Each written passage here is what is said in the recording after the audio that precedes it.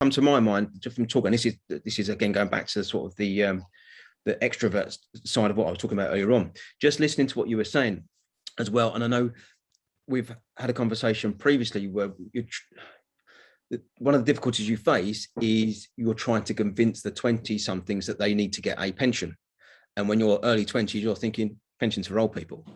So it's how do you market to? So your market strategy has to vary. It has to be different. So the way that you would market to me, who understands the benefit of having a pension and pays into a pension, will be different to someone who's just turned 18.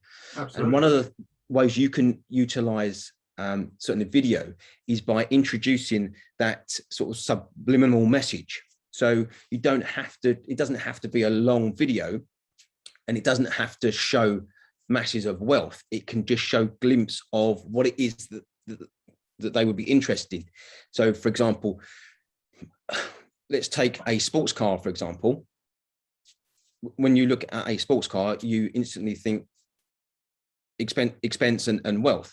You don't have to show the full sports car. It can literally be just a quick snippet of the door opening and maybe the logo of a car to give that message.